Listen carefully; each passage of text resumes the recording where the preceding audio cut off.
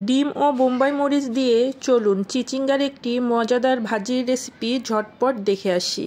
প্রথমে আমি চিচিঙ্গা এবং আলুকে চিকন করে কেটে ধুয়ে একটি কড়াইয়ের মধ্যে নিয়ে নিয়েছি। আপনারা শুধু চিচিঙ্গা দিয়েও ভাজিটা করতে পারেন। এরপরে কাঁচা পেঁয়াজ, রসুন, কাঁচা মরিচ, লবণ, হলুদ ও জিরা গুঁড়া দিয়ে হাত দিয়ে ভালোভাবে মাখিয়ে নিব। আপনারা যত ভালোভাবে মাখাবেন ভাজিটা ততই সুন্দর হবে। হাত দিয়ে মাখানো ভাজির মজাই কিন্তু অন্যরকম। ভালোভাবে মাখানোর পরে অল্প একটু সয়াবিন তেল ও সিদ্ধ হওয়ার জন্য অল্প পানি দিয়ে আমি চুলায় বসিয়ে দিব। অবশ্যই মাঝে মাঝে ভাজিটা নেড়ে দিতে হবে, তা না হলে নিচে পোড়া লাগবে।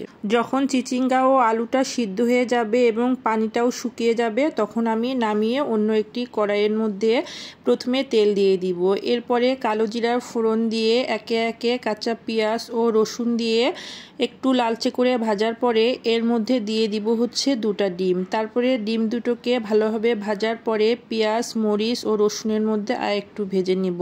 এখন আমি সেই সিদ্ধ করে রাখা চিচিঙ্গাগুলো দিয়ে অল্প আছে বেশ অনেক সময় নিয়ে ভেজে নিব। যখন তেলটা ভেসে উঠবে তখন উপর থেকে ভাজা জিরা গুঁড়া দিয়ে দিব। আমার মতো যারা বোম্বাই মরিচের ঝাল খেতে পারেন না কিন্তু ফ্লেভারটা ভালো লাগে, তারা শেষ পর্যায়ে এসে একটু কুচি করে বোম্বাই মরিচ দিয়ে 2-3 মিনিট নাড়াচাড়া করে নামিয়ে গরম গরম পরিবেশন করবেন।